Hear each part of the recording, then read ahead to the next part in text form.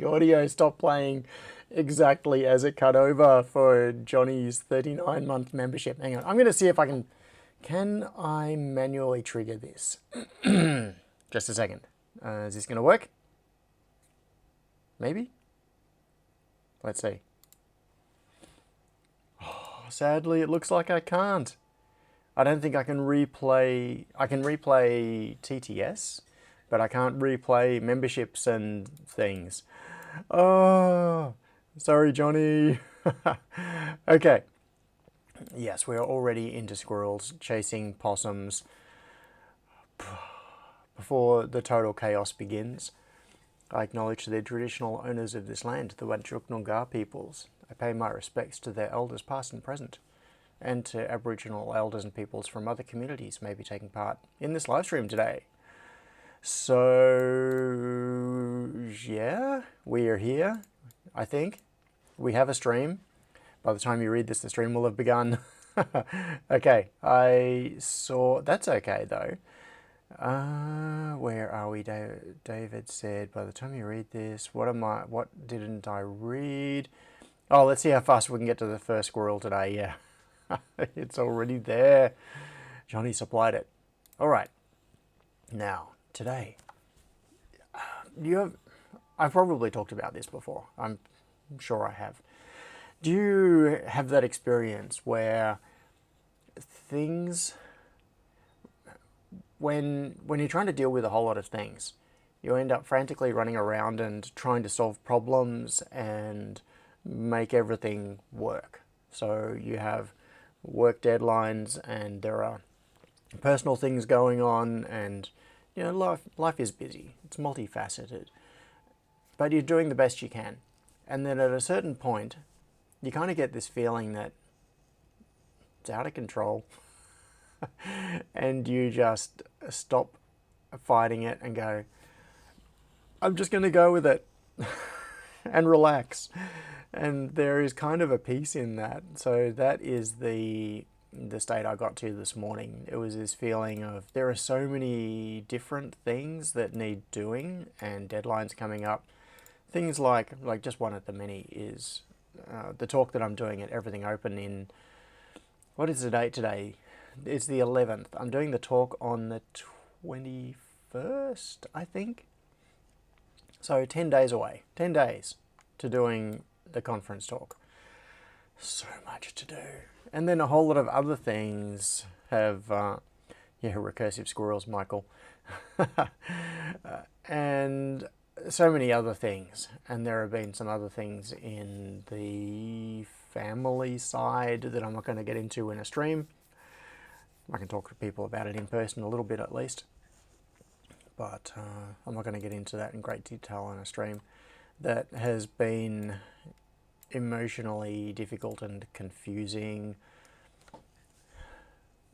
Presenting some life choices and decisions that have to be made. So, yeah, it got to this morning. So I got up early this morning, like, wasn't quite dark o'clock, but it was pretty early. Came in and I spent a few hours moving things around in the factory, trying to get stuff organised for the barbecue today, because I had not done any preparation. It was kind of out of control. So once again, I need to do the mental thing of the checklist. Do I have everything? The important things are, I have sausages, I have gas for the barbecue, I have 3 loaves of bread, because I just get this feeling that there may be a bunch of people turning up today, more than expected. I would expect that an early January barbecue would be quiet, but I went to the gym yesterday, and in the kickboxing session that I did, it was about double the number of people that normally turn up to it. And then the no-gi jiu-jitsu session immediately after it, there was a big crowd of people there, more than normal. So, yeah, I just get the feeling that because the weather is nicer, people are out and wanting to do things. It's railway tap. Railway tap. That is Pete Thank you, Pete. Remember, for 32 months, you're catching up on Johnny. So Johnny is at 39 months. Relware Tep at 32 months. So, yes. You'll catch him eventually, Pete. Only 7 months to go. That's if Johnny stops running. You got a 7-month head start, Johnny. Yeah, so where was I? Anyway, so I've got sausages, gas for the barbecue, I have bread, I've got soft drink. Pete's months run quicker. Ooh. Okay, let's bring some relativity into this. So I think Johnny is closer to the North Pole than Pete is to the South Pole. But it wouldn't be that far different. So being at the pole, you are moving through space more slowly because the Earth is spinning.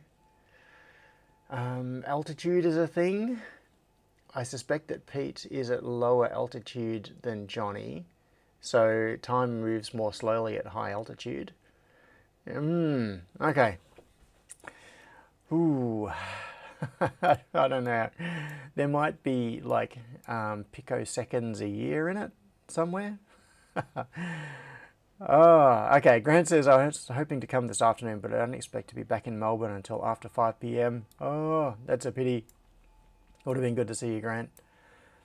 But yeah, people have got things on. So anyway, 3 loaves of bread.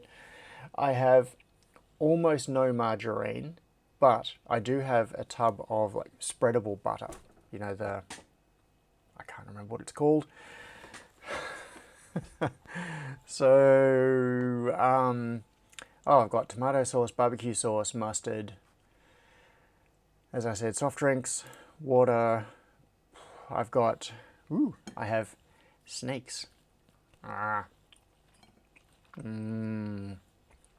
just snakes, but lollies in general.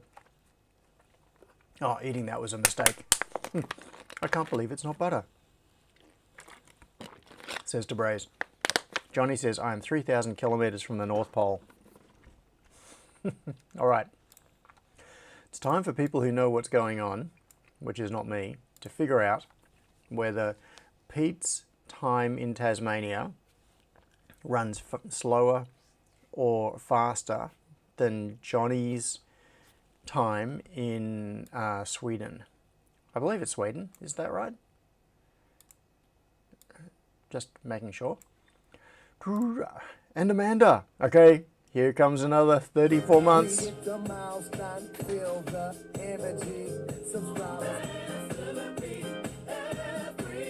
And Amanda's birthday is in 13 days. Well, happy birthday for 13 days from now, Amanda. And where are we? Okay, so where I was at was, so what have we got? High-speed level shifting for IO mod. I've got some notes here. Next steps for Testomatic Test Runner. How to structure IO mod library. These were notes to myself for things to potentially cover in live streams. But that seems way too on topic. Actually following previous notes. Michael says, I stopped counting birthdays when I passed 50. Yeah. Is that 50 hex? 0x 50 in decimal. What is that? 80. Oh, I should have known that. 5, yeah. 50. That would be 80. Yep. Yeah, I know, Michael. You're not 0x50. I'm heading there, but I'm not there yet. I've got a little ways to go. Hang on, what am I doing? I just created a new note in Apple Notes. That's not the window I thought that I had. Yeah, okay. So I can go around, I'll just go around telling people that I am 37. Yeah. Sure, I'm 37. Yeah, there's a sometimes anyway. Okay, I'm not going to get into that. I'm going to try to avoid that. So Google Earth says Hobart to South Pole is 5,300 kilometers, and Johnny is 3,000 kilometers from the North Pole. So, okay, so John says the gravitational effect, slowing time at poles, is slightly overcome by the velocity effect, slowing time at equator. This means time actually runs a tiny bit faster at the poles than at the equator. This means that time, the difference is extremely small, about a second every 25,000 years, and measurable with atomic clocks. Okay, thanks, John. So that means, I believe, sorry, Pete, Johnny is slowly pulling away from you at a rate of picoseconds a year. So he's got a head start and he's pulling away. Okay. 32.000000, and then a few more zeros, one a month. Okay, so Amanda says that would make her 0 hex 3a in 13 days. Stephen says a good thing Peter's over 25,000 years old. Henrik said I was here but have to go. Have a nice barbecue. Thank you, Henrik. This is Henrik's.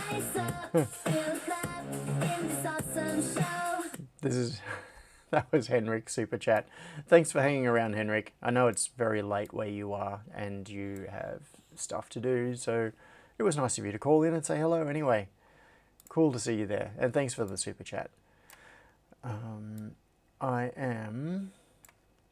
Where are we? Okay. I'm getting windows in order. Squirrels inserted in... You said barbecue sauce, not barbecue. Yes. Is that going to work in TTS? Maybe. It'll get there. I said barbecue sauce, not barbecue. Yep. Have a nice barbecue sauce. Maybe I will put barbecue sauce on a sausage in honor of you then, Henrik. Thank you.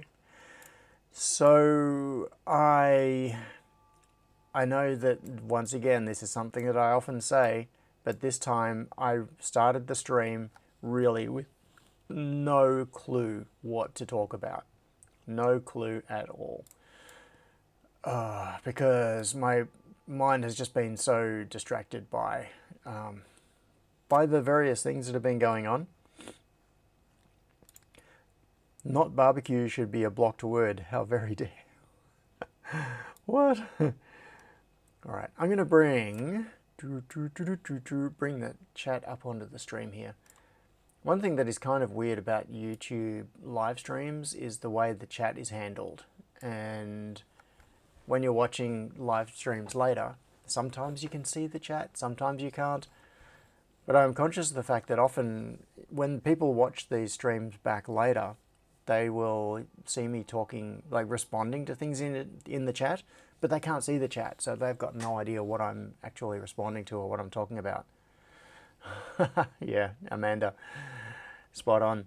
Stephen says we have 1 hour 45 minutes to select a topic. At Amanda_RFT said, then a normal stream, then John. Yes, normal. Abnormally normal, normally abnormal. So, seriously, I need people to throw something at me. Maybe, what do I feel like? Do I feel like doing a little bit of board layout? What I could do, maybe in lieu of, this is all very terribly recursive, yeah. Maybe in lieu, I'm gonna move this off here.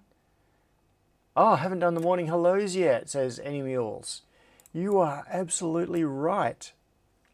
You are absolutely right. So, and there is quite a list. Good morning to Michael Wise, and Amanda. John Whips, Tabraze, Johnny Begdal, David Crisp, who I think is coming to the barbecue today. I think I saw a comment earlier about see you later. Stephen, who may also be coming to the barbecue today. Another Stephen. We've got two Stephens in the chat. Simon, Any Mills, Grant, Paul Schultz. Paul, yes, you are going to LC. I keep calling it LCA. You are going to Everything Open, I think, aren't you? So I will see you there, Paul. 10 more days, Paul, and then we get to hang out in Canberra. Good morning to Henrik, Sharky, Tech Nebulous, Dave Paul Jones, Pete, Mitchell is here, Keith is here. Good morning, Keith. Good morning, Keith. Barbecue Keith. Stephen says I have some goodies to add to the freebie table too. Yes. Stephen says, topic, intro to potting PCBs and water ingress protection. David says, no, sadly I won't be at the barbecue unless our unexpected guests don't arrive. If they aren't here, I don't need to be here. Is this a riddle? I won't be at the barbecue unless our unexpected guests don't arrive. Are you expecting them to arrive? Or not expecting them to arrive, so if they arrive, they're unexpected, and then they don't arrive, so therefore you can come to the barbecue? that it feels like one of those puzzles that you're given when you're faced with two sphinxes, and they are going to burn you to a crisp unless you answer their riddle correctly. But if you do answer the riddle correctly, you can proceed on the rest of the crisp. David's doubling down on it. I used too many double negatives, did I not? Graham. Graham said, hey John, hopped on YouTube and very happy to see you streaming. Been watching you since you had hair. Hello from the UK. Yeah, that is for a while. Random Squirrel, can you cook barbecue in your reflow oven and use Pick AMD place machine to lay down salt and pepper? Not in a... to salt and pepper, you'd need the smallest nozzle possible. Otherwise, it would just get sucked up the nozzle. And it would not be very hygienic. The reflow oven, there is no way you should put food through the reflow oven and then eat it, consume it. There's flux and all sorts of stuff that has gone through there. Hypothesis, can a reflow oven well cook a sausage? John is on a roll. Why is the double negative such a no-no? So what you're saying is, why is the double negative such a yes? And so, yeah, well, that actually evaluates to true. So if we do it this way, so let's see, we'll say double negative equals no, which means double negative equals yes. And a double negative is no equals yes, which means yes equals yes. See? It makes sense. It's so logical.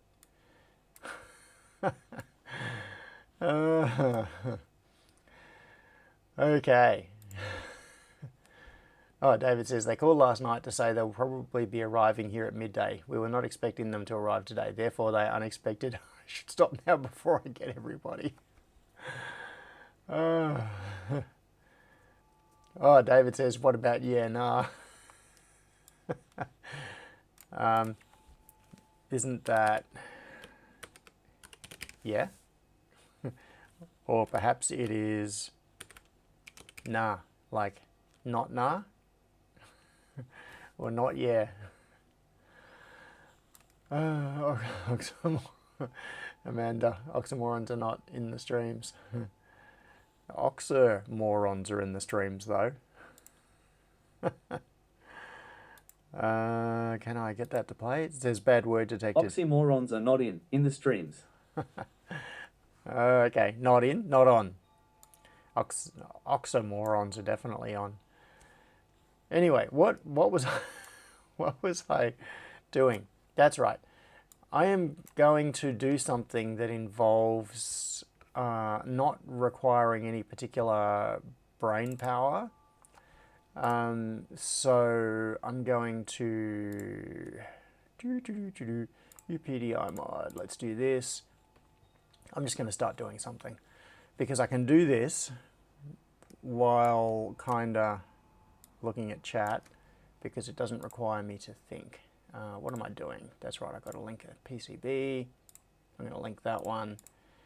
And while I'm here, I'm going to go, what am I going to save it as? How about UPDI USB? That'll do. That'll do, donkey. That'll do. Okay, so now I am going to go. I'm going to do, no, not that, that, and that. I was pressing the wrong button. Wrong button entirely. And I'm going to go for, what am I going to do? USB 16 pin. That one, does it have a 3D model? And why do I have USB-C? Why do I have a different, no, I don't want that one. That's a horrible one. I want that one. Let's go. Let's go. Let's go.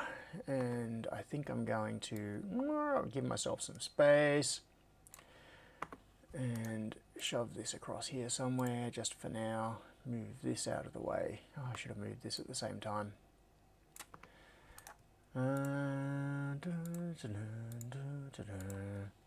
I said that I could do this while paying attention to the chat, and then of course I've stopped looking at chat. What is going on here? So what have we got? D plus, D minus. Let's align that. Right about there. Take that up there. Link that. D plus to D plus, D minus to D minus. S bar. We're going to need a couple of pull down resistors. And I'm sure that pretty much everybody has guessed what I'm doing now. It should be fairly self-evident. These things we hold to be self-evident. I'm going to link that to ground. Actually, what I should do is move that over there to give myself room for this, and make that 5K1. So let's see how fast. This is majorly cheating because of course I already had the functioning board. Oh, this is ugly. I don't like the spacing on this, but it'll do for now. I can do some tweaking once I've got it connected properly. Okay, I could probably steal back some space from over here. Like do that and that and that. Make a little bit of room. Does that help me? Kinda. Oh, that's horrible. All right.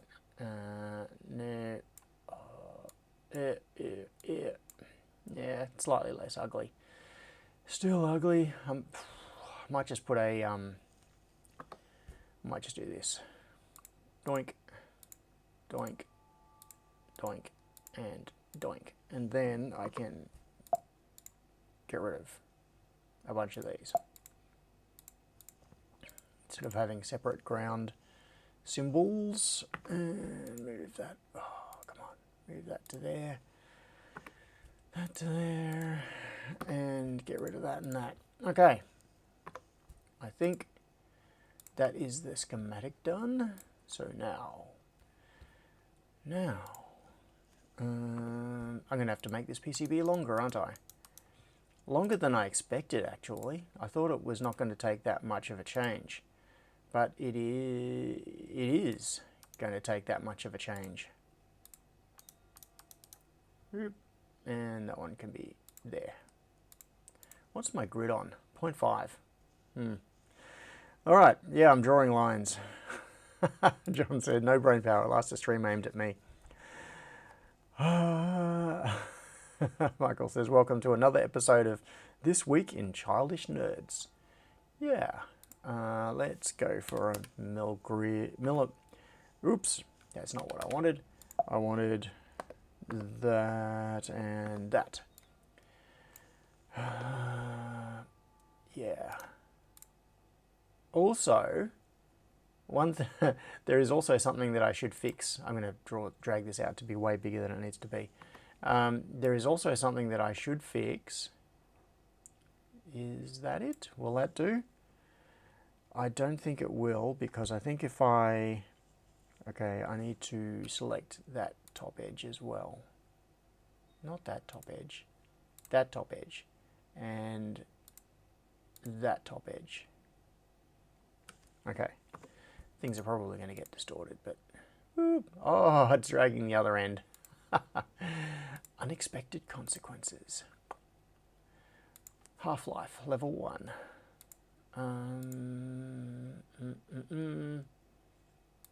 Yeah. No. Off by a millimeter. Cool. Oh, I just got a message from someone at the Hackerspace saying they're coming to the barbecue. Awesome. Where are we? 5, 5. Oh, okay. Those are labels off the other header that isn't even there anymore. Now, one thing that I need to fix, these switches, when this is panelized, those switches are a problem. And if this is going to be panelized, I can't afford to have this hanging over too far. No, it's clear. It's okay. It's clear because I can have it hanging over the edge of this board. So I think, no, it doesn't matter. It doesn't need to hang over any more than that. It can go there. Okay, so now the job is, how close can I bring, where's the deleter? There's the deleter. How close can I bring this in? If I, okay, I'm going to do something a little different. I'm going to spin this up and take it up here. And that'll give me room to nestle the USB connector into this space. And hopefully, in fact, I'm just going to move it. Oh, come on, select. There. I'm going to move it like so. And bring this right in to about there. Yeah, that's about as close as I can take it. I'm going to need a via. Am I going to need a via? Ooh, and that's not going to fit up there. Okay. I'll bring it back out. Give myself a little bit more room. There. I think that'll be all right. Is this going to fit up here? Yes. Yes, ish. Ish. Close enough.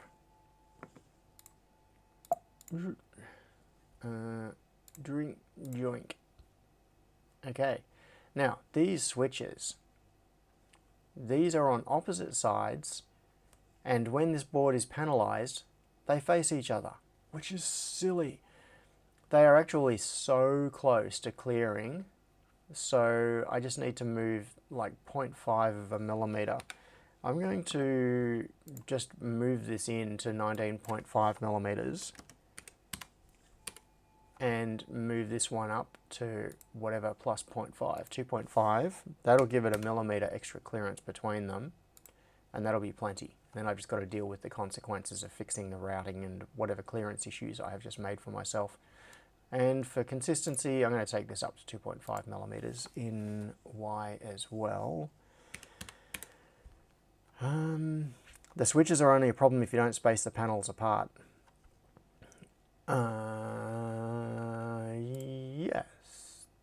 Yes, that's right. So if this is panelized in a way that they are V-scored, which means that the edges butt up hard against each other, that is when it's a problem.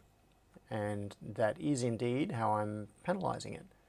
I'm just going to use JLC's panelization service So they will do what they do. And what can I do about this? Just thinking, it was kind of, I don't really like it. I don't like it. Let's move that up there. This is going to become an issue. Maybe I should run both of those down on this side. Yeah, I think I'm going to do that.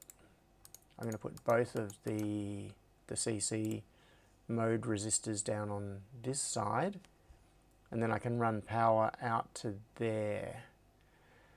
Ideally, I would...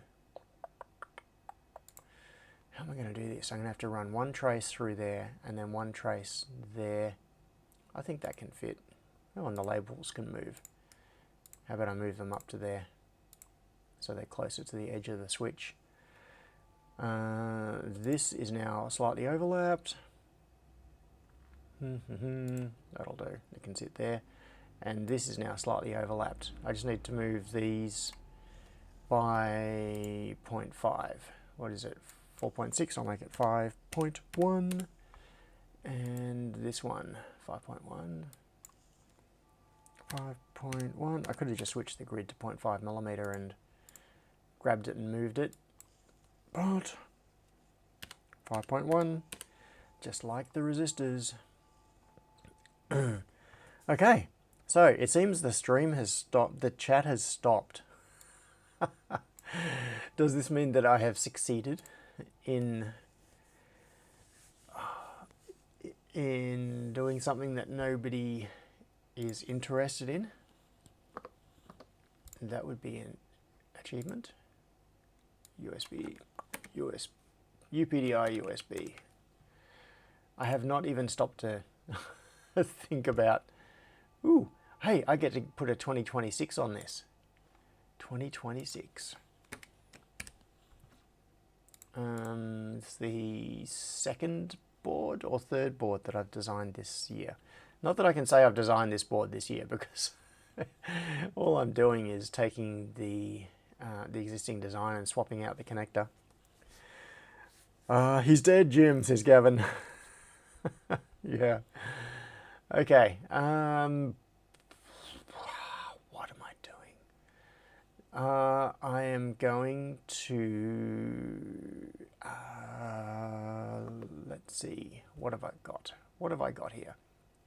I need to do some routing around the USB tracks there. I need to bring up the CC mode. I need to grab power. I think what I'll do with power is drop it to the bottom layer with 2 vias and take it through to this side so I can stay top side for the rest.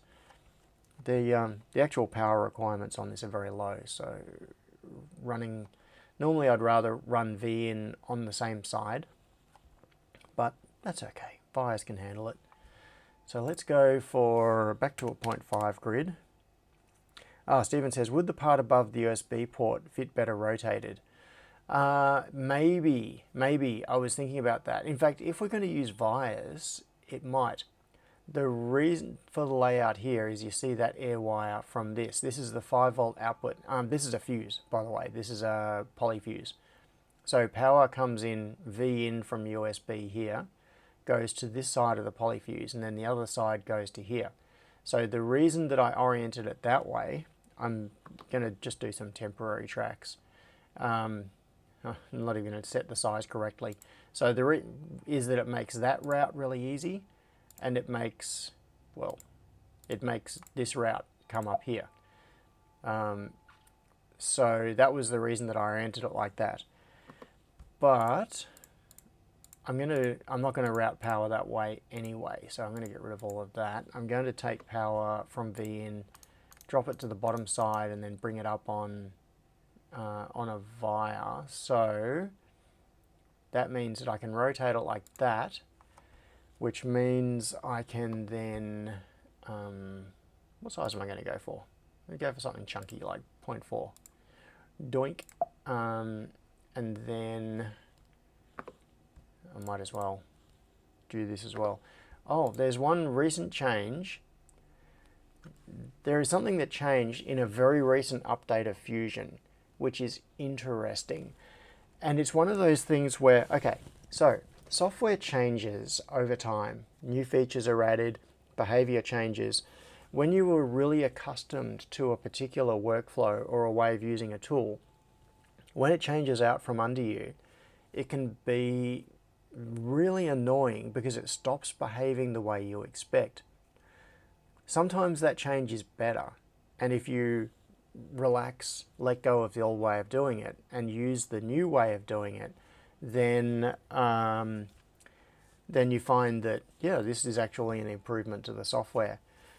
And there is a subtle and interesting change in the way Fusion does its track size selection now when you're doing PCB routing. So previously, the previous behavior, which I'm not going to be able to show you because it doesn't do it anymore, is if you, where am I going to demo this? All right, let's have a look at this. This track, we can see here, is 0.3048 millimeters. And that is coming into this pad, that track right there. That's an existing track on the board. We have an air wire here joining these two pads together. So this track is 0.4064, so not 0.3048. So it's thicker. We've got one thick track there, we've got one thin track here. Now, this is the interesting change that Autodesk just made in Fusion. So I'm going to select the route tool, and you can see now I'm going to change my track selection to 0.254, which is the default track width in the design rules on this thing. And I'm going to click, okay, if I just click on, say I want to route off one of these air wires, there's nothing connected to it, I'm just going to pick this one. Look at this, it stayed as 0.254. It is the track size I selected. Now I'm going to click on this pad to route this air wire, not on this track, on this pad, and now, look what's happened. The track width has changed to 0.3048, even though I had 0.254 selected. And that is because it's a continuation of a net that had a 0.3048 millimeter track going into that pad. So it automatically matches trace widths. Now I'm going to cancel that route, and instead I'm going to click on this pad, which has this 0.4 track coming into it. Click on it. Look at that. The track width has now automatically changed to 0.4. So whatever you click on, it automatically changes your track width to match the continuation of the trace that you are doing. And when Stephen says KiCad does that too, very handy. Yes, I found this so annoying when it first started happening, because there are many situations where I am manually changing track widths deliberately. And there might be situations, for example, where I want a large thermal bond between a pad and something else.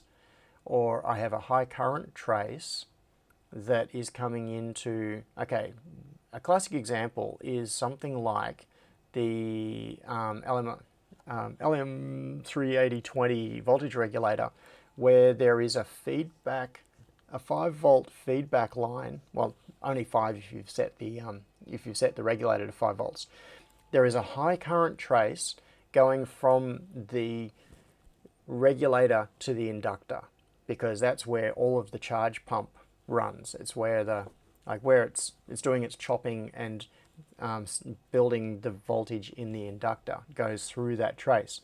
There is also a feedback trace which carries effectively no current. It's just like a voltage reference, and you can end up, if you click the wrong thing, you can end up with the voltage reference trace suddenly becoming like 0.8 millimeters thick or something. Anyway, that's just one example. When I select, if I if I decided, for example, I want to make this track 0.254. Now, in order to do that, I have to, so I'm going to select the route tool and I'm going to say, I want that track to be 0.254. That is what I've chosen. Do what I want. Click on here. Oh no, it's 0.348. And then come to here and I finish the route. And then I have to go change tool width 0.254, select that and change the width of the track. I click along it to now change it because I wanted it to be something different. Or you go to the route tool and then do the first segment and then change width to 0.254, set that to 0.254, go back to the route tool, and now I can continue on the trace width that I've wanted. So that is a change in the behavior. Now the way it used to work, okay, the way it used to work was the opposite, but there was an override. So what would happen, in fact, I don't think I've tried this. I'm just going to try this. The way it used to work was if you had a stub of a track, like say I bring a stub track out here and I set it to, I'm manually going to change this. So I'm going to use change tool width, make it something really visually obvious, like 0.6. All right, so it's huge.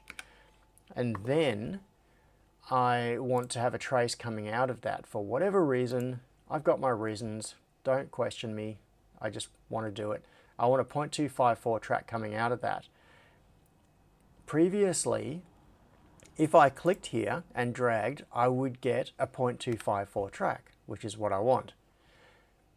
But previously, the way it would work is if you held down Shift, which I'm doing now, when you click, then it would inherit the thickness of the net you are connecting to. And to me, that is much more sensible behavior because you can say, it means that you can very quickly either just route a track and you get what you want, or if you don't even know what the width of the track is that you're connecting to, like I'm not sure if that's 0.3 or is it 0.4, I don't know, I don't want to have to check, I just want to continue the same width. All you do is hold down Shift, click, and bang, you've got it. It's automatic. And now, I'm going to hold down Shift. Okay, so I've got 0.254 selected. I'm going to hold down Shift, click on here. Ah, okay, so now if I hold down Shift, it overrides the automatic selection and it gives me the selection that I have done manually. All right. Now, it's probably sounded like a long rant and that I'm angry about this change. I'm actually not. This is, I'm just highlighting this because it's interesting. It's often when changes like this happen in software, they are actually improvements, but you have to adjust your workflow and your muscle memory on how you select tools and things so that you get the result that you want. So now that I know that if I select the route tool, if I want to pull a 0.254 trace off this pad, even though this is 0.4, all I've got to do is hold Shift, click, and I get it. But if I don't hold Shift and I click, I automatically get the size of the trace that it is following. That's fine. That is actually a really, really nice workflow, but it is the exact opposite of what the workflow used to be. So, so they've changed the default to inherit width, and then you can override it to force a width, instead of the default was force a width and override it to inherit a width. That's cool. I think that is actually a UI improvement. It's better like this. You're more likely to get what you expect this way than the way it used to work. But yeah, when changes like that happen out from under you while you're using a tool that you are very familiar with and accustomed to working with, it can really throw you off. So anyway, Jackstack says the worst thing in software development is to change something to work in a way the user isn't expecting it to. Stephen says it isn't not intuitive now. Yeah. Stephen says setting by net works well for data, but for power, typically some parts need higher current than others, so I find I'm always changing the width of the same net for power. Yeah, and also I find that I often vary the width of a power trace in order to for necking down into smaller areas while keeping the trace as wide as possible where it's outside of those areas. So if you're coming through a restriction and you've got a small amount of space, you can neck the trace down to make it narrower and then bring it out wider again afterwards. So that gives you, so at first glance, if you first think about that, you might think, why would you do that? Like, okay, so imagine I had a trace coming down here and I wanted to then make it, I'm going to go extremes just to make it really obvious.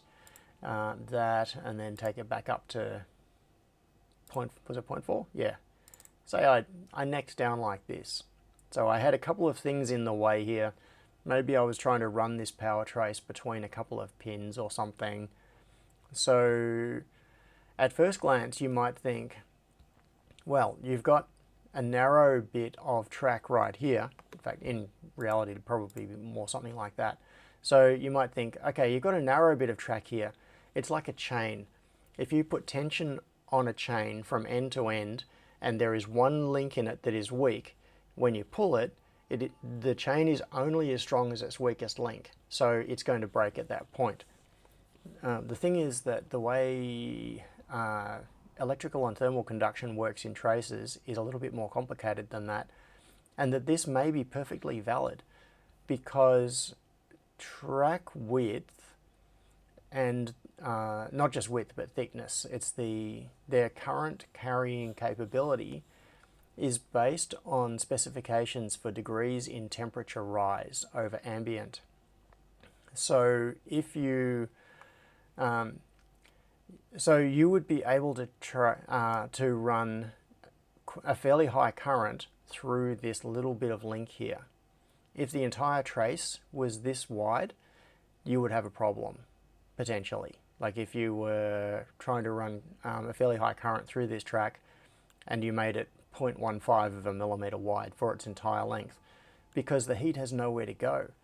So what would happen in this situation is that this would be essentially a constriction where there is more resistance, there is less current carrying capability. So if you looked at this on a thermal camera, when you were running current down this track, this would be the hot spot. It would be hotter than the trace up here, for example. But at least that heat has somewhere to go. There is thermal mass here in these adjacent parts of the track. So the heat would radiate in both directions along the track. Well, it wouldn't radiate, it would conduct, sorry. The heat would conduct along both parts of the track and it would radiate out from the track. And so the hot spot, yes, it'll get hotter, but it won't get as hot as if the entire track was that width.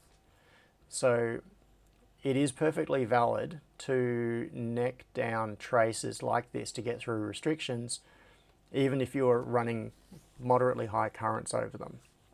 Like higher current than you would normally pass over a 0.15 millimeter track. Stephen says, John has implemented a fuse.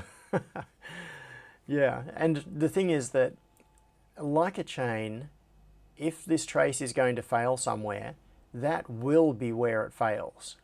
That is definitely the weakest spot.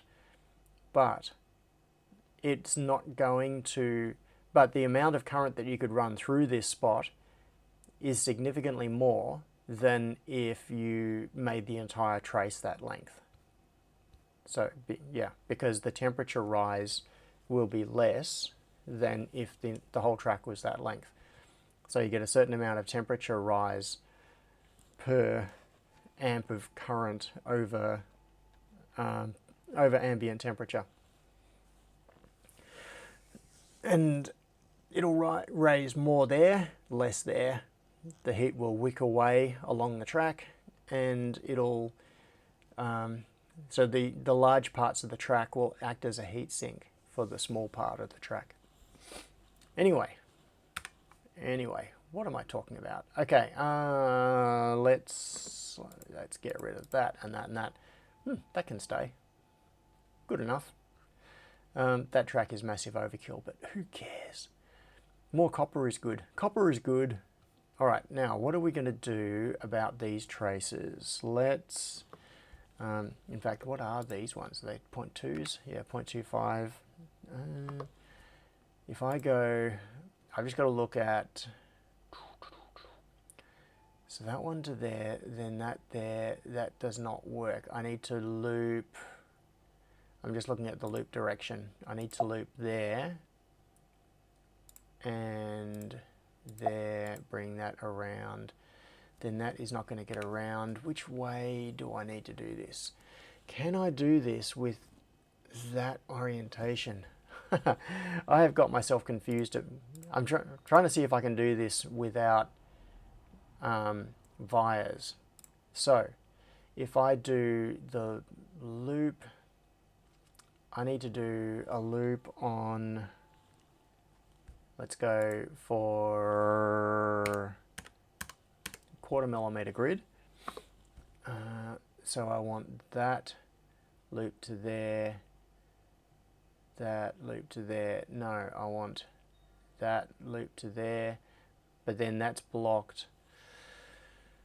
I don't think this problem can be solved without vias. I want to solve it without vias. I could solve it without vias if or could I? I could run that trace around the back side. I am very, very tempted to do that. So tempted. In fact, I think I am going to. So let's do a little bit of this dance. I'm going to take that one, spin it, take that one. Hang on, why did I spin it? I don't know. I shouldn't have taken that off the 1 millimeter grid. Okay, let's go back to 1. And where is this one? That's on 8 point. Oh, yeah, a 0.5 grid will do. 7.25. Let's make that, and make that 20, and stick that one back up there, and then everything will be happy. I think. Did I just swap them, or did I not swap them? What have I done? D plus to there. That loops around. Yeah. Oh no, D plus there. I need D minus out the. I need D plus out the bottom. Yeah. I think I just put them back where they were, just with one spun around. Okay, D minus. Yes, I need to loop D minus around. This will be marginally better. Take a look at the screen cap I just DM'd you, says Tinker. I'm pretty sure you have sent me a, oops, no, stop that. Okay, I just wanted to make sure it came up. Yeah, you've sent me before a board layout. So, yeah, so we've got that looping there, that looping there. Yes, but that's with negative above.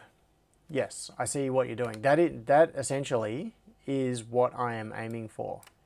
But I can only do that if the negative trace, sorry, I didn't show the, all right, I'm gonna, where is this? Open in Where's open in browser? Open in browser. All right, this is, oh, not that window. This is the screen cap that Tinker just sent me. And you can see that there is a 10:58. Oh, it's 2 minutes early this week. It's normally at 10:58 I get the update. Okay, so we've got a loop there, we've got a loop there, and we've got D plus and D minus coming out and going to these traces with no vias. Yeah, that is what I'm aiming for.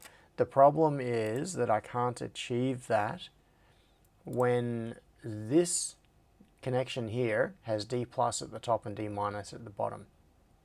I have to loop D minus around to bring it out to the top. It's a 180-degree rotation of the diagram that you were just showing.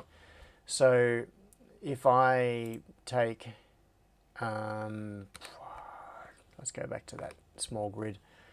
So so if I do this and this and this, then I can do this and that, and a little bit of this, a little bit of that, and then we will all be good.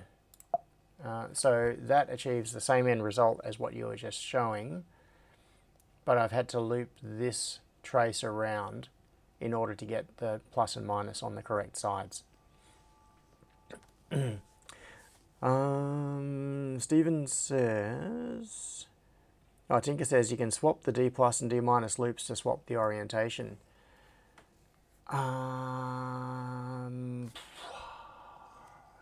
Yeah, that's what was breaking my brain earlier. I believe you are correct.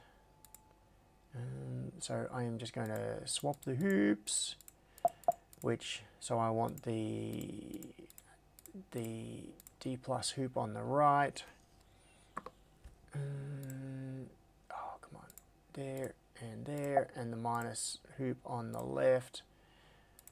And then I can, I'm going to switch back to the other grid and move this back to here, move this one back to here, and clean up these traces, get rid of that, and then it should all work. And back to the small grid. Oh, not that. I want the route tool. That.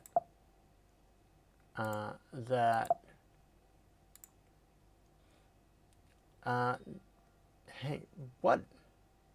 Okay, I need to swap that minus to... No, but if you swap the minus to the right-hand side and that to the bottom, you still end up with the positive trapped. No, I don't think there is a way out of this conundrum without do the D minus pin hoop on the left.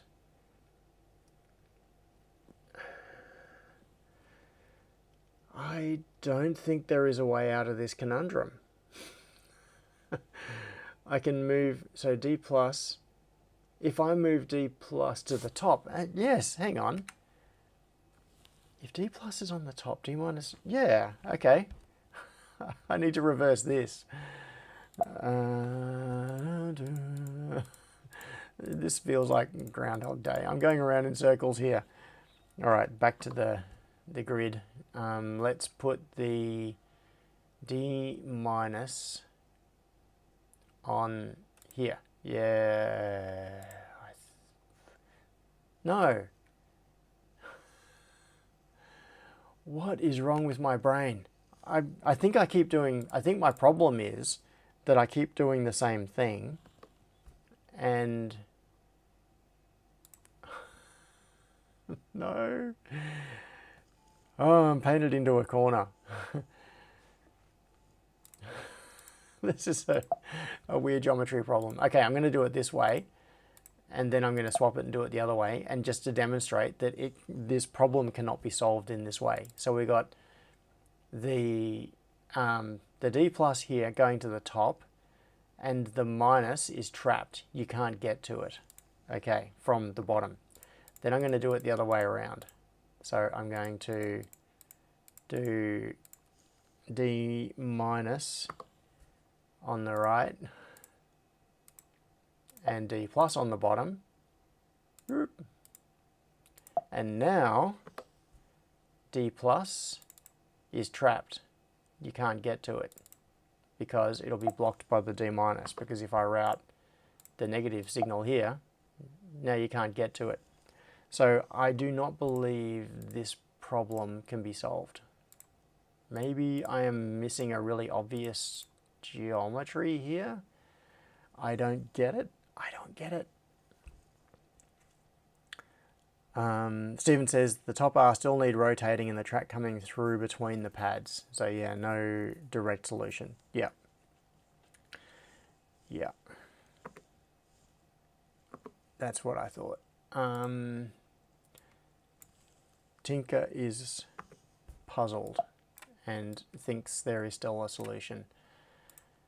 It feels to me like there should be a solution. Yeah, Tech Nebula says route through your IC. Yeah, that's what I just did before. And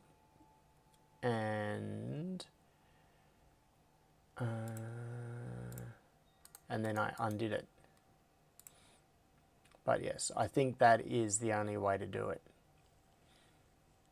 So the way to do it is route down here, route up here, route from here to here, and then route from here, oh, get off there, to there, and take it up to something like this. That solves the problem. I was just trying to avoid this little Duvalacky jiggery pokery thing here, right there, because I don't like having to loop that around under the IC. And obviously we are not length matched at this point, but I don't care.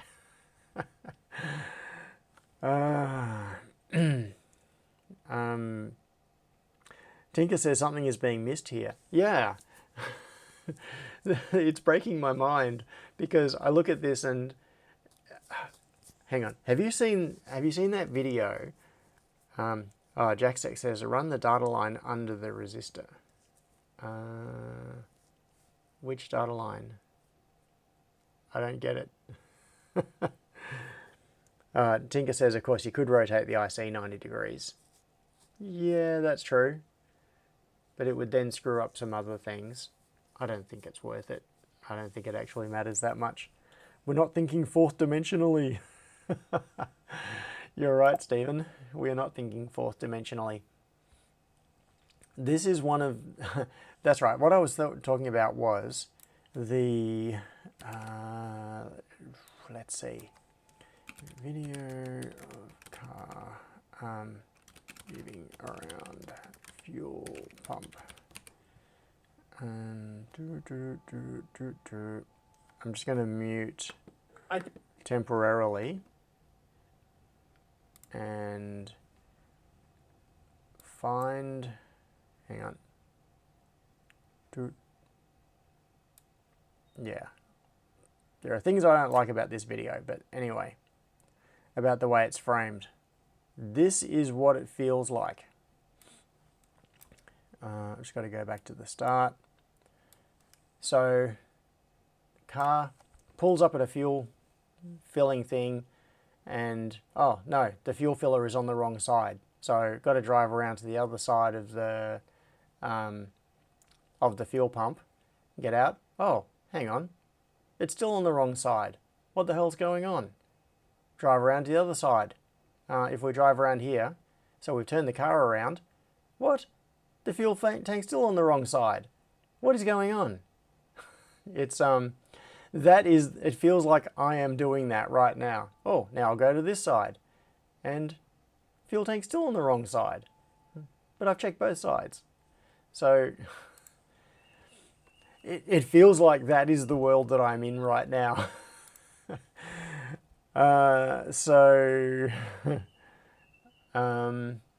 Yeah. Oh, if I run the D minus loop on the right, oh, I'm on the wrong side. Oh, okay. I'll swap them and I'll run the D minus loop on the left. No, they're still on the wrong side. What's going on? Dentistries! Hello! Oh no. Okay, so the theme of the stream today is double negatives. As Stephen says, it isn't not on the other side. That's right, it isn't not on the other side. So in any case, I think that this is an acceptable solution. And then, what have we got to route? Maybe that. No, let's go for a small grid and route off on here first. So I'm going to pull the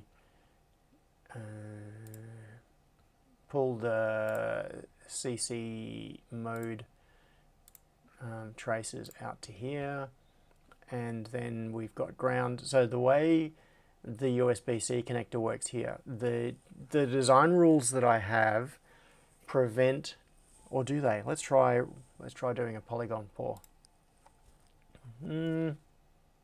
It's okay. It's okay. Not great. I think I tightened up the design rules. So I reduced the clearance on the polygon, because what happens on some projects is you try to do a pour and it won't connect to this ground pad on the USB socket because there isn't enough clearance, or there's some trace somewhere that it says there isn't enough clearance. So you have to manually run a trace out of it. In this particular case, it worked there. You can't park there, Mr. Drifter.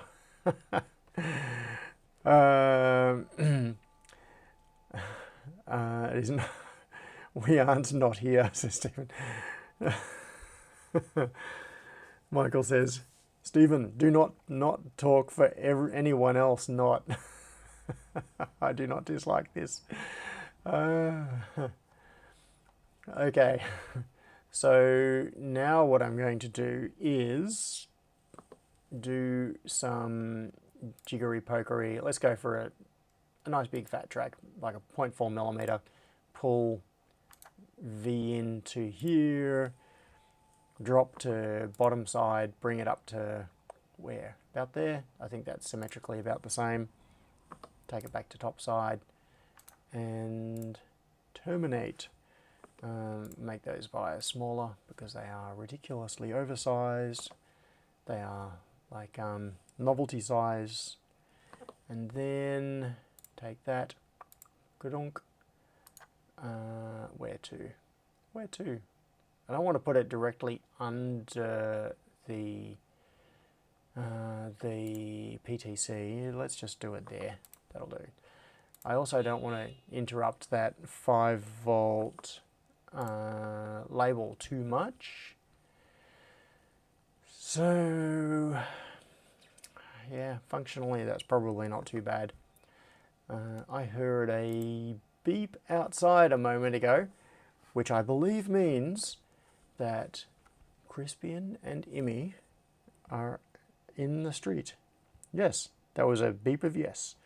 An acknowledgement. Grid. What am I doing? Design rules. What have I screwed up? Board outline clearance. Yeah, okay, so this design rule always fails. Because, yeah, those particular things, that's okay. Copper clearance, what have I got wrong on? Oh, yeah. My design rules are set up to be conservative, let's put it that way, because I always want to err on the side of a board that has more clearance and bigger tracks and stuff just fitting more easily. So my design rules actually fail the spacing on a USB-C connector. You can see that white area, that's the keep out zone. And you can see that the keep out zone for these two adjacent tracks overlaps. So I get design rule failures on USB-C connectors every time. And then it's a known thing, so I just approve the exceptions. So what do we do? Do we have any? We've got nothing to do according to this. So let's see what it looks like. We'll throw this to 3D. Amy says, technically not outside because we're in the car. Yeah. Oh, okay. So are you doing the sovereign citizen thing where you're saying, I'm not driving, I'm traveling, and I am inside my car, which is not for commercial purposes, so it is a personal conveyance, which means this is my personal property in my personal space, and you have no jurisdiction over me, so you can't order me out of the car. Sorry, I've been... UPDI mod. Okay, that's got to be fixed. My the YouTube algorithm has been taking me to some strange places recently. UPDI USB. That will do. UPDI USB. Michael says you seem to know that entirely too well, John. Yeah. Oh, Tinker says, every time I find a library part that fails DRC, I dive down the rabbit hole and make my own footprint. Annoying, but eventually useful. Yeah, I actually did make this footprint years ago. Early on when I started using USB-C, I made this footprint. This is the footprint. Okay, so one of the limitations of Fusion compared to KiCad. So my understanding, I am a total beginner when it comes to KiCad. I have used it, but yeah, I get lost in it. I don't know all the nuances. So, not like the way I know Fusion. So, my understanding of the way design rules work in KiCad is that you can have design rule exceptions attached to specific footprints and even elements of a footprint, like a specific pad, for example. Now, in Fusion, we now have approved exceptions, which is why it's not complaining there. But I can't, for example, come into here, like I can edit the footprint, but I can't edit the design rules and change clearances and things on specific pads. So I couldn't do something like split this in the PCB layout area and change the design rules in relation to just these pads. And I think you can in KiCad. So then when you load that footprint, you don't get project level design rules raising warnings against that footprint, even though this footprint would be breaking the rules of the project. So, yeah. Oh, Tinker says, design rule exceptions are a poor crutch. Fix the footprint. Oh, David said, didn't this KiCad conversation happen in January 2024? Yeah.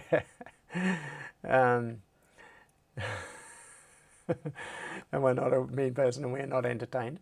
Yeah. So, yes. The result is I have not switched to KiCad. I don't like the fact that that flow is broken by this. I'm going to move this trace. We're at the pedantic, and I'm going to switch that grid back to a smaller, and I'm going to move that trace down. But okay, back to where it was. So where this trace is now, you can see this ground polygon pore comes through here, and then it fails to go through this neck here, this narrow bit between these traces. I wonder what would happen if I move this. Oh yeah, then it flows through. Not that it really achieves anything, because if I dropped a ground via there, okay, so what is more beneficial? I mean, none of this matters. What I could do, if I move that via by 1/4 of a millimeter up, I get a flow through there, and if I throw a via there, I get a ground return path on both of these traces on both sides. Do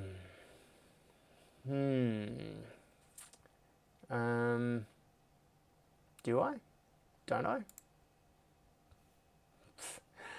It's one of those things where it's that I'm going to make that ground and drop it to 0.35. Oh, it's already 0.35 millimeters. Yeah, so if this via wasn't here, we would have a stub ground path here, and there is no way for current to flow. Oh, hang on, no, on the bottom side, that doesn't actually help. This does not help at all, I just realized, because the bottom layer is not ground. Oh, okay, so that was a furphy. Anyway, the point is, you can have a ground pore coming along here next to a trace, and the return current, if this was continuous, the return current might want to take the path alongside the trace. But it's a stub, it doesn't go anywhere. And so to continue that, if the bottom layer of this PCB was also a ground plane, if I dropped a via on there, it could then potentially find another path. But the bottom is not a ground plane, therefore it can't find a path, so it's irrelevant. So it's just going to end up hanging there as a stub. Oh well. Oh well. Nothing to be done about it. And none of this really matters. Oh, that's right, this thing got thrown here. I fixed that. UPDI USB. Okay, so switches are now moved inboard slightly. There's no 3D model on this switch because I haven't made one, because I'm lazy or something. Oh, I think I might just have a rest after the stream. As soon as this stream finishes, I'm going to lie down on the couch and have a snooze. Because there's nothing else going on, is there? USB data lines not ground referenced anyhow. No, that's true. It's a differential pair reference to each other. So, yeah, in this case, it really does not matter. But, or actually, something I don't know about USB. All right, the way the differential pair works in CAN bus is that they are referenced against, it is the delta between the two signals that matters, but that is relative to a ground reference as well. So CAN bus is a 3-wire bus with a ground and 2 data lines, CAN high and CAN low. Is USB the same? I've never actually stopped to try to figure it out. For example, so in CAN bus, you could not have a ground reference for your system and then have CAN low at 1000 volts and CAN high at 1000 volts and have them deviate by 2.5 volts each. So it becomes 997.5 volts and 1002.5 volts, which is the 5 volt CAN delta. So the relative voltages would be correct, but they are still 1000 volts offset from ground. That is not valid in CAN. It still has to be centered around a 2.5 volt offset from ground. So I don't know if USB is the same. I assume it is. David says 1000 volt sounds a touch high for a data bus, but okay, whatever, shocks your socks. Yeah, but my point is that with a differential bus, it doesn't act, in a lot of situations, it doesn't matter what the voltage is relative to some other arbitrary reference. What matters is the difference between those two data lines. So like a positive going line and a negative going line. So if you have, I'm just trying to find an image. Here we go. So with CAN bus, for example, you have this delta where, yeah, this is actually a good diagram. I like this one. So we've got, oh no, sorry, it's a 1.25. Yeah, so it's a 2.5 volt delta there. So the two data lines are at 2.5 volts at idle. One jumps up. I thought it was, oh no, maybe it's not. These numbers are not quite what I expected. Okay, maybe my brain is just misfiring again. So the negative signal goes low, the positive signal goes high, so that delta jumps up to here. And so the delta in this case is 2.5, and then they both go back to 2.5, so the delta is 0. So if we look at the green line, that is showing the difference between the high and the low signals. And as far as the logic is concerned, it is only the delta that matters. These two could be idling at 1,000 volts, and then one could go up slightly and one could go down slightly. The delta between them might still only be 2.5 volts or 5 volts or whatever the signaling voltage is. So from a logic point of view, it is the delta that matters. But in CAN, they still have to be relative to a ground signal. So CAN is a 3-wire bus. It's a 3-wire differential bus. John says, technically Earth is minus 300 kilovolts with respect to the electrosphere.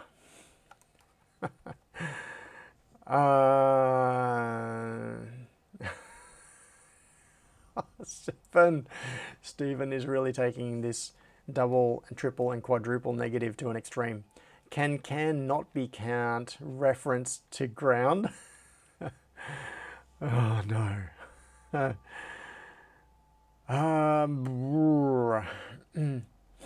Michael says naps are the best invention since bedtime. Yep. I was being triple positive or double negative? No.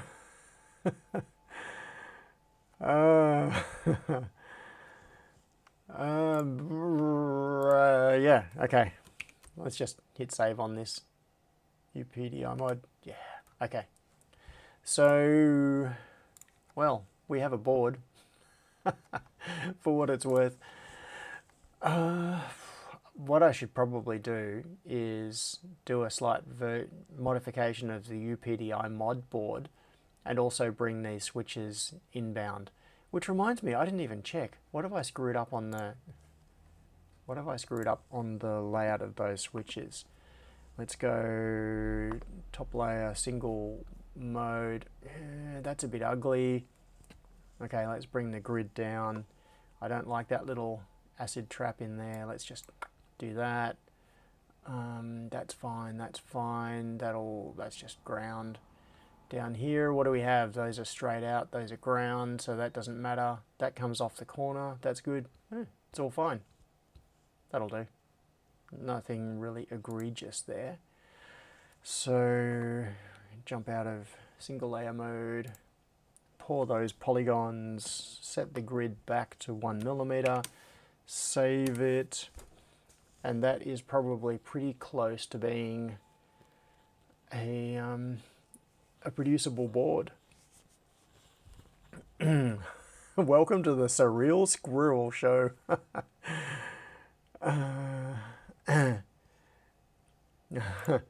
Crispian is trying to use TTS, which has rejected the message. Bad word detected. So, Crispian, here's a question. Why do you want the long YouTube handle? If that is what is blocking the TTS from working, I mean, it would be good if the TTS worked with the long handles, but still. And also, it's still a theory. We don't even know if that is why the messages are being rejected, because I think all of your messages are rejected. Oh, I needed to unmute. CANBUS can do. CAN bus can do, yeah. Ionize your way to ground, says Stephen. Yeah. Conductors, where we are going, we don't need conductors. You just ionize everything between yourself and the target, and then you have a conductor. As long as you're not in a vacuum, then you'd have a problem. I think, let's see, is this going to work? Yeah, so David says, I think my messages are rejected as well, but I'm a bad person.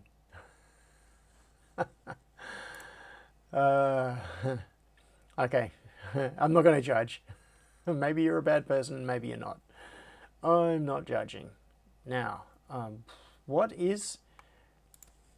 actually is the bottom layer of this? Is it 3.3 volts? I can't remember. Refdes. Signal, why is that not ground? What is... What?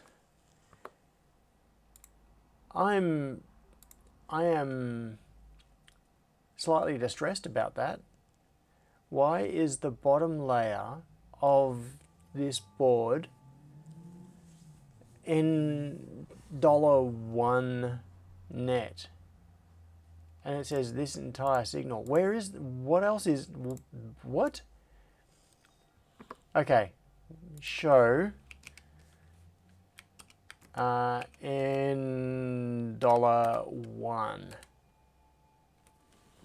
There is nothing in net number 1 except that bottom polygon. So why isn't it ground?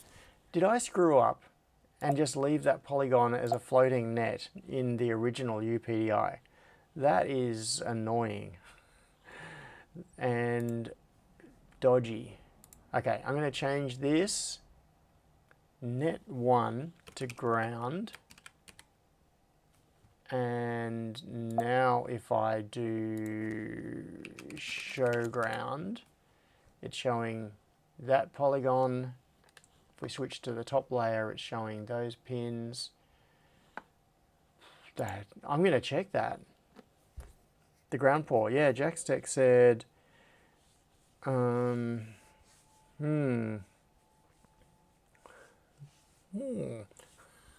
Tinker says, with a high enough voltage, maybe Wi-Fi can do PoE.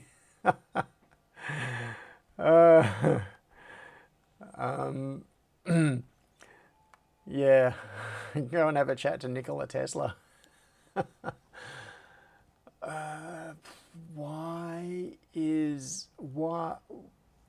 I am baffled. I am truly baffled. I don't understand why that bottom polygon was set to net 1 via SMD. Okay. Oh, that's just because it moved this up by 1/4 of a millimeter. I'm going to approve that exception. Yeah, make an exception for that breakage of the rules. All right, I'm going to pour that, do a rat's nest. We now have no unapproved errors. The bottom plane is ground, and I could throw a ground wire right there. So let's see. I mean, there's not really going to be any visual difference here, except for the URL on the back. I think I changed. Oh yeah, that trace just around there changed a fraction. But now at least the back is ground, and we can see that there is a pour from the ground pins on the USB socket to that bottom polygon. So what the hell was going on with this one? UPDI mod. Let's check it out. I want to see if there is a pour.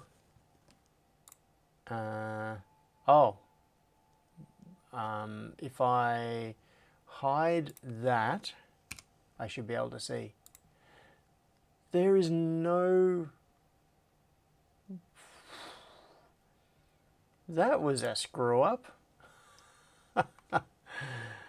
I'm not going to change it in this because my rule is that if I change a design, I have to increment the version. But I'm just going to verify this in here.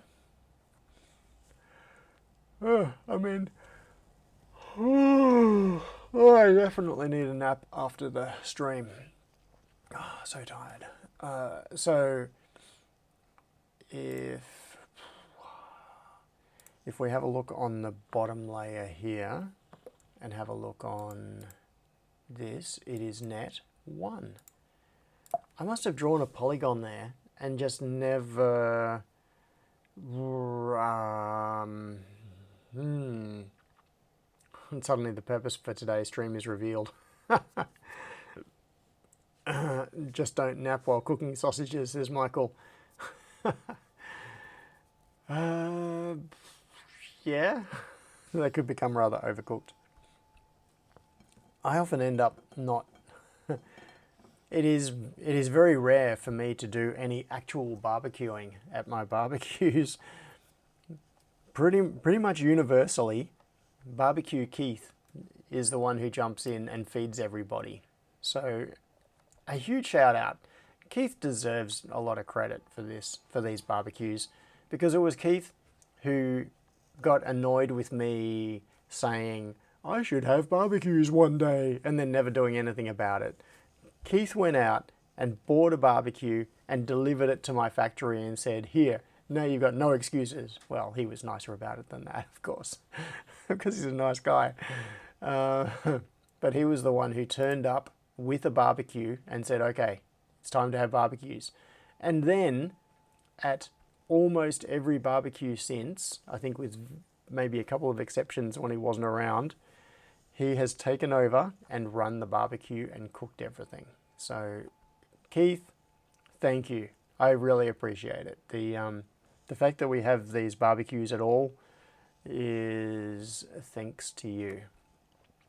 And then Keith goes above and beyond, essentially being a host on the days that the barbecue is on.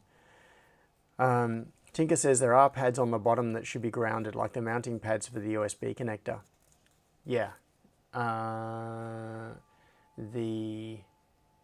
Yes.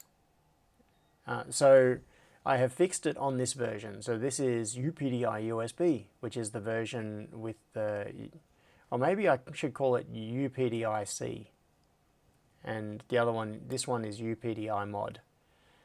So this is the UPDI module. It's just got this header. And the idea is that this will have pin headers on it, so it can be plugged in. I've got a few of these around anyway. I've already assembled a panel of these, like 12 or 16, however many. I think it was 12 on the panel.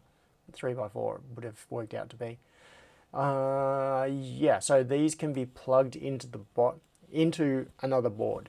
The whole point of this is that this module is designed to be used as a plug-in module into something else, which is why it doesn't have a USB socket on it. It's just got USB brought up onto these headers. But this one is the version with the USB socket. Where's the zero origin? There it is.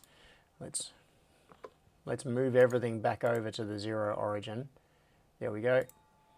So that when I do the pick and place job, it's going to have the correct offset references and things. Eliantarel says, without some more ground wires, the ground plane is really split up. For somewhat fast edge rate signals, this might be problematic for signal integrity and EMC. Yes, exactly. That is actually why that is kind of why I was dropping a ground here. I mean, dropping a via there, which then led to the discovery that the bottom polygon was a net all on its own. It wasn't even a ground plane. What was I doing? Yeah, so a bit of good practice here would be to look at where there are things like return paths on signals. Let's throw a few vias down. Where do we need some? We've got good traces there. There's really solid stuff around the USB. We don't really have any signal paths around that area. Oh, and what I'll do is to make this, oops, to make this easy, I'm going to copy that. All right, where?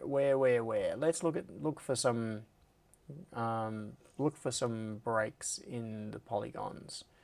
There's a break there. Goes around there. Yeah, that's okay. I've got a fiducial right there, so I don't want to mess around with that area too much. Let's find some more breaks. There are some pass-throughs there. That's all passing through. That flows through there. That flows around. I'm looking for dead ends and islands and things. I could throw one in here, just so that trace all follows through. That's not really a dead end. Wraps around there. Let's throw one here and one here to bridge across between those polygons. Both right end corners for completeness. Yeah, so stick one. It doesn't really make a lot of sense putting one way out here because current would have to flow out to it and then back down and then back again. It makes more sense to stick one around here somewhere, and around here somewhere. So it's a shorter path to the via if current is flowing along the plane and then trying to drop to the other plane and then come back again. Because, yeah, those corners you could consider to be kind of cut off. Current shouldn't flow out into these corners because there's no reason for it to be there. Let's have a look on the bottom layer. What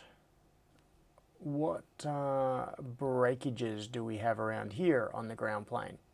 So we've got lots of bisecting tracks. We've got this large power track here which bisects, and this one. So those two would force current to flow all the way down and then back up, or all the way up and then back down. We could throw a via there. Where's the one from the top that I just put in? Let's copy that. We could throw a via there. It's not going to do any harm. Tinker says, could via stitch the whole border on a grid? Yeah. Fact is, this really doesn't matter. We are not dealing with a super high speed board here. It's a basic USB to serial converter. Doesn't run that fast. The edges don't need to be super sharp.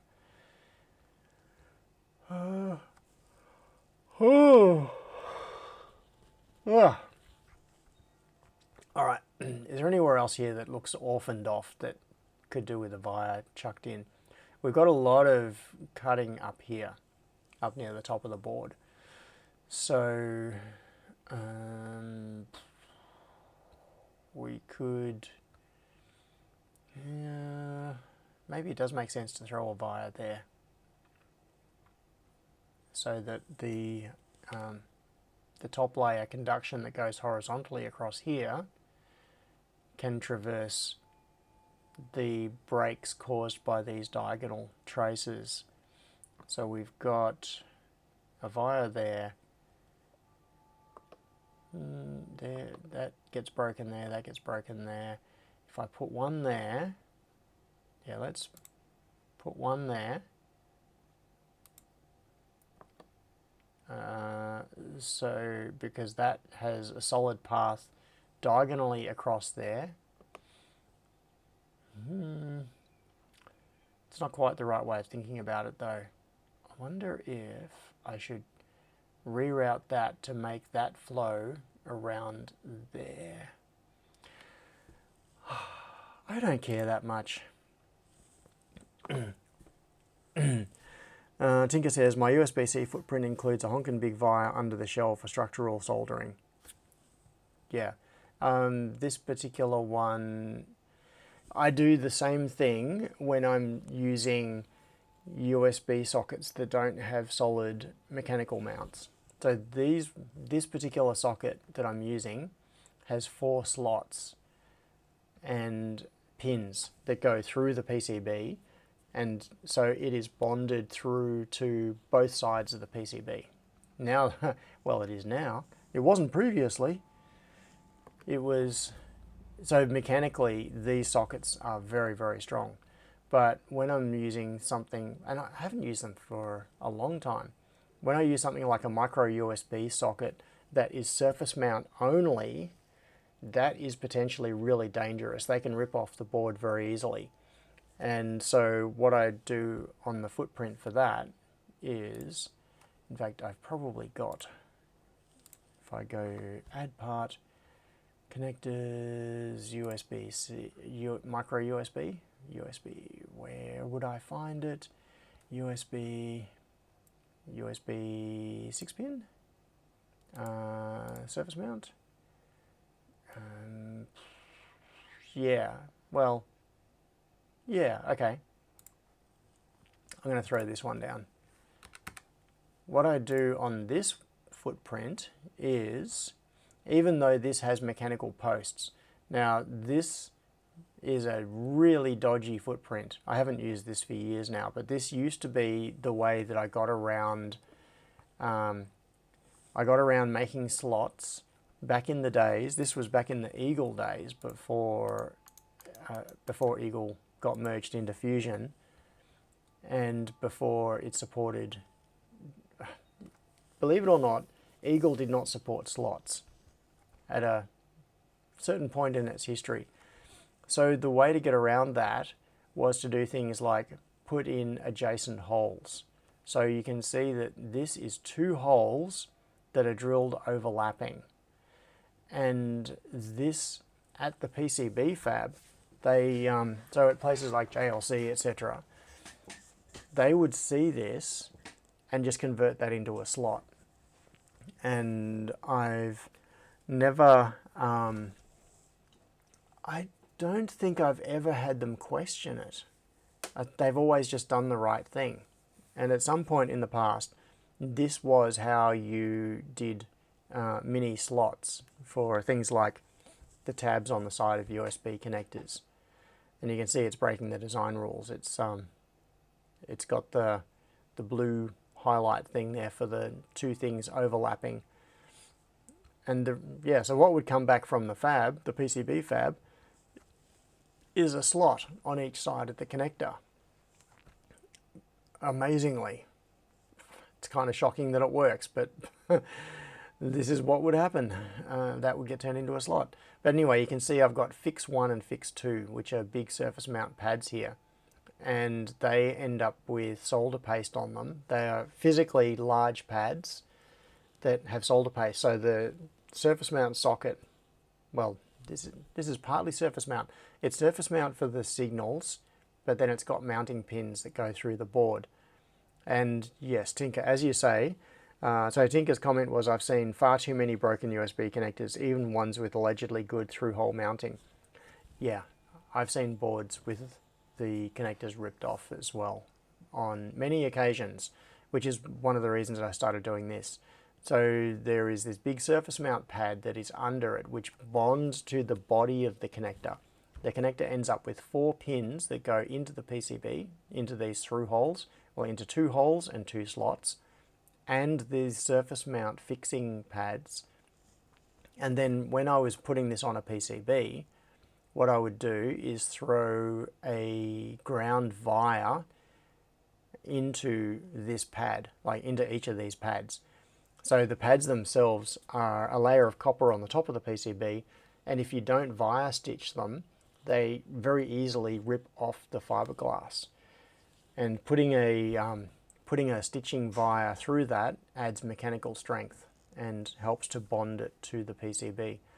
And typically what will happen is that solder, because the via is right in the middle of a pad, the solder paste will be applied to the pad, and some of it will actually wick down and flow into the via and plug it, making it possibly even stronger.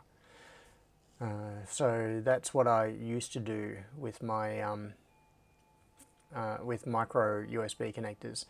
I haven't done that with USB-C. I'm just wondering whether I should do that here, because what I could do is on that footprint, although if I go back to top layer, you can see I've got traces under here. What I could do is I could put a bonding pad in here and throw a couple of vias in it as well. So that way there would be solder between the body of the connector and the PCB, not just relying on these 4 mounting pins. And normally what I do is add extra solder to the mounting pins anyway. They so we'd do, what is it called? Intrusive soldering, or paste in hole soldering, a few different terms for it. So if you put solder paste into these holes, it then, when the board reflows, the pins end up being fixed into the slots. And usually what I do is also, after the boards have been reflowed, I visually inspect them under a microscope, because we visually inspect every single board. And then if necessary, and commonly this is what I do, is with a soldering iron, I manually solder each of these pins, often from the bottom of the board. So when the board is upside down, I will reflow each of these joints and feed more solder into it to make sure that it is really rock solid. And you can't rip this connector off the board. I'm going to get rid of that, and which one was this? UPDI USB. Okay, this is the USB version. Let's go,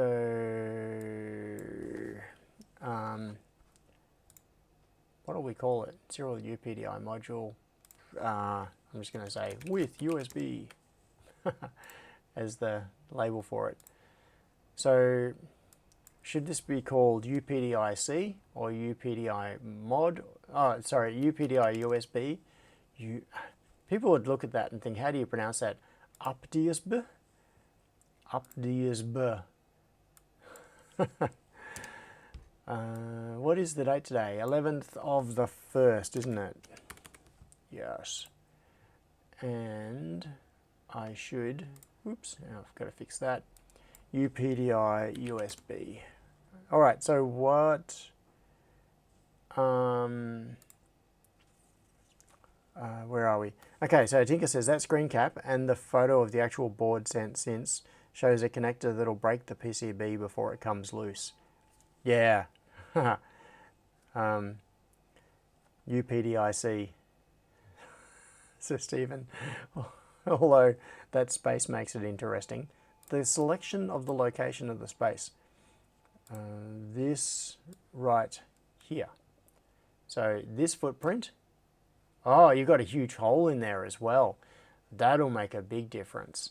So what you can see is there are the corner mounting holes, well, slots really. So we've got corner slots. There are some really interesting things on this footprint that Tinker has done. One thing you'll see is that the pads for these corners protrude all the way out here. They're not just around the pin, and the reason for that is so that when the when the stencil is used to put on solder paste, there is a big bulk supply of solder that is put onto this area of the pad, and down here and out here and out here. And then when the board reflows, that solder by capillary action gets wicked into the joint and it loads it up. So with my footprint, come on, open. With my footprint here, the solder paste is only going to cover the pad, and the pad itself is moderately small. Like, it's big enough to go around the pin and have a nice bonding area, but the solder paste is only going to be covering the area of the pin. Whereas with Tinker's footprint, back here, there is all of this spare solder sitting up here and sitting down here that will get sucked into the joint and will help bond it down. And then this central bonding point, you can see that there would be solder paste that would probably go onto this top surface, the top part of that. And then there is a hole in it, and if that is a plated through hole, which I assume it is, then if you wanted to, you could use a soldering iron from the bottom of the PCB, and you could flood a little bit of solder into that, and it would be incredibly strong. Mechanically, that, yeah, it would probably break the PCB before it'd break the connector. Or maybe the top of, what would probably happen is you would break the USB cable that's going into it.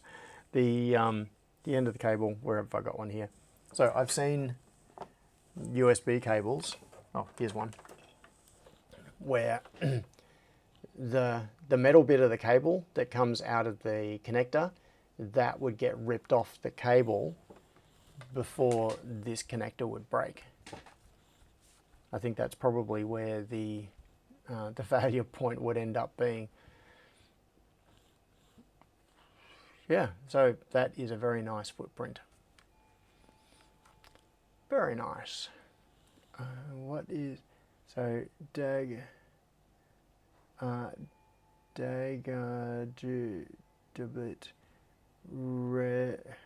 rabbit? Oh, Dagnabbit rabbit. I'm trying to read the text in mirror mode sideways. Dagnabbit rabbit, and there's a rabbit face there with one ear up, one ear down. Okay, I am not going to be doing a longer than a minimal stream today because barbecue and because energy levels and all of those sorts of things. As Tinker says, yeah, rather replace a cable than the board. Yeah, that is a very nice footprint, Tinker. I like that one.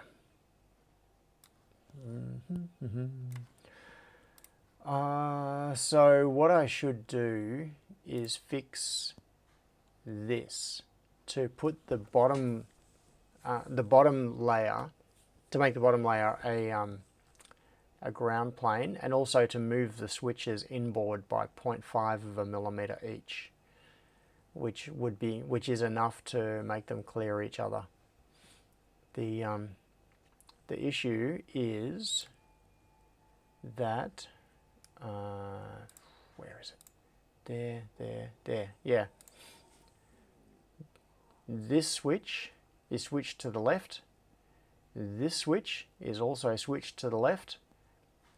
And because they're 180 degrees out, when you're looking at it from this perspective, one goes left, one goes right, and they pass each other.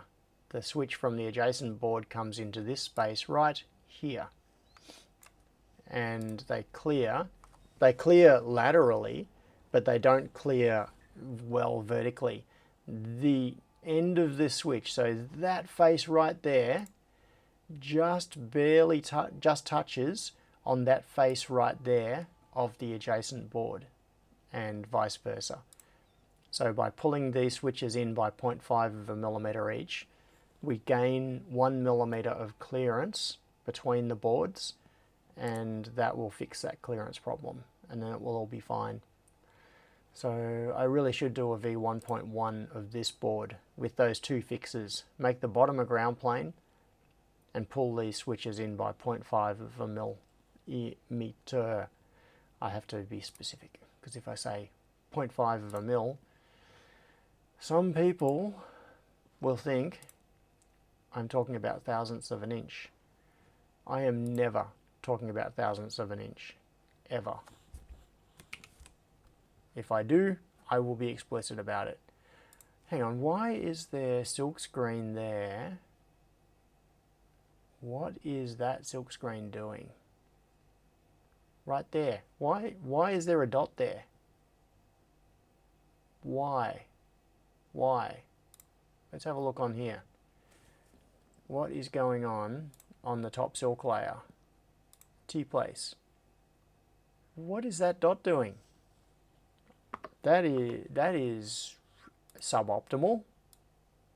It's just a random dot hanging around. It must have been left over from something. Okay, so there is a dot there for the pin 1 there. There's a dot there for pin 1 there. I'm just going to delete that dot. Go away, dot.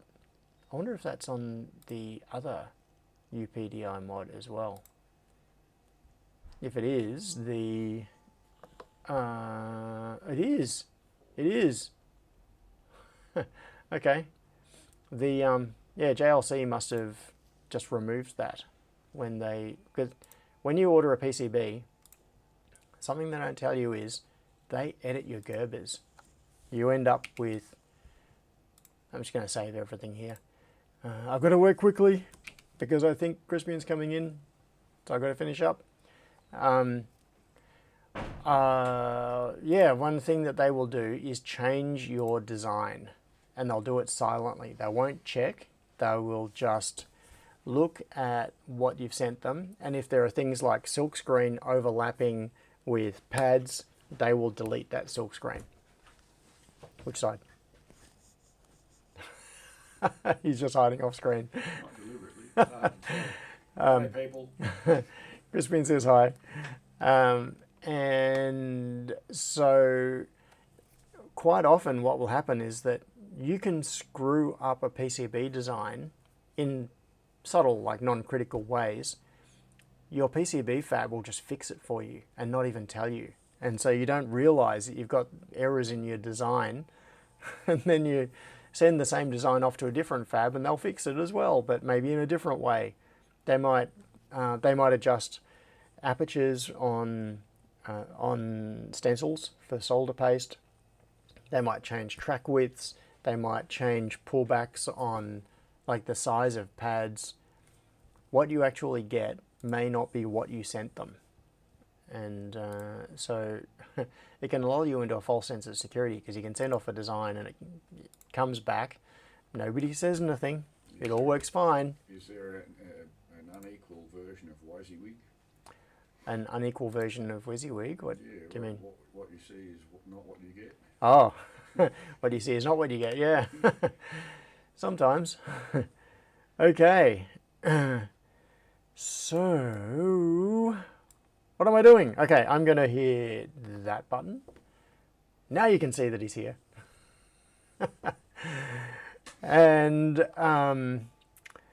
Tinker says, if JLC thinks your pads are a bit close, you'll end up chatting an email with one of their people. Yeah, often they will do that. Like, it's fairly common for me to get emails checking on things like, are you sure that this clearance is adequate, or whatever. Like, if I screw something up and they can't just unilaterally make a decision about how to deal with it, they will send an email, which is really cool. It's a good customer service. But there are many situations where they will, particularly with silkscreen. I think this is because changing silkscreen doesn't actually affect the operation of the board. There are situations where if you, I've already deleted it off that one, this one right here. So if we look at T-place layer on this, when they load this into their analysis software, because they have software that they load your files into and it will highlight problems and let them edit various parameters, they can just mask things off and delete stuff and move things around just straight off your Gerber, so they don't need the source files. This thing right here would have popped up as a big fat warning because it is directly on top of a pad. Now you're also seeing other stuff around it. That is not on the silk screen. That is on the info layer. So it's just for a design. It wouldn't actually be printed, but that is something that would be printed directly onto a bare copper pad where there needs to be solder going down. So I can guarantee that if I went and looked at the boards that they sent me, that dot would not be there. Maybe a little corner of it would be, but they would have deleted it where it overlaps the copper for the pad, for sure. They will have fixed that and just done it without telling me, because it doesn't make any sense to have silkscreen over that copper pad. It's obviously a mistake, and it's my mistake.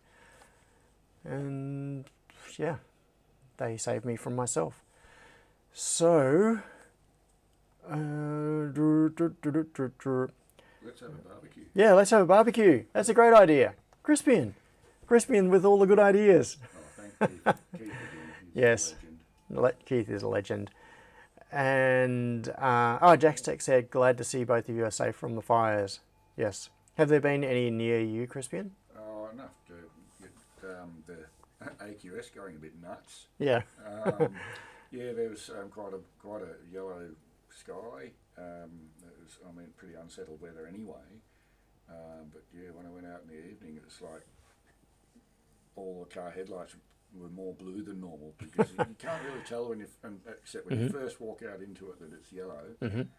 But yeah, it stunk of burnt gum leaves kind of smell, and my flatmate, the other Imogen, was coughing a lot. She does anyway because she's got lung problems, but yeah, she was having a really hard time with it. And the AQS was all day sitting red-lined with high, less than 100 on all three particulate sides. Yeah, but that's yeah, interesting. So it was it's picking up worse the than- smoke in the air. Yeah, worse than kitchen cooking.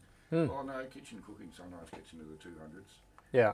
But because where the AQS typically sits is in the same sort of area. It's not same room, but same area as a kitchen. So it's Yeah. not a particularly big house. But yeah, so to give you an idea, obviously, even though we had the house all closed up, there's smoke was sneaking in. Yeah, it gets in everywhere. But I think the nearest fires to us were Skipton, and that had wind going in the other direction. It would have been more, probably Creswick or something. And we monitored the aircraft that do the monitoring. There's a couple of those, what I call push-me pulleys. They're twin boom with the rear and front propeller Cessna. Crazy looking They were aircraft. flying around in circles over there and over there and over there, and you could see where the fires were just by watching them. Yeah. So yeah, it's been not scary, but it's enough to warrant a phone call from Mum to check on us.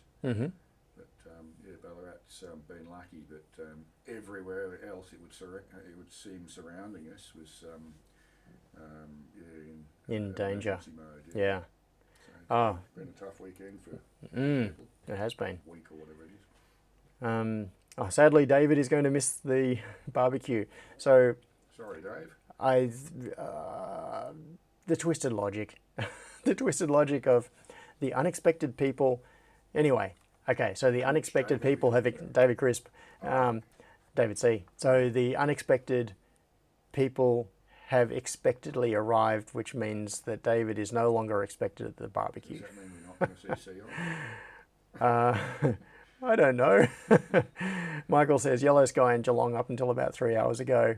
Yeah. Dentistry says stay safe, everyone affected by those fires.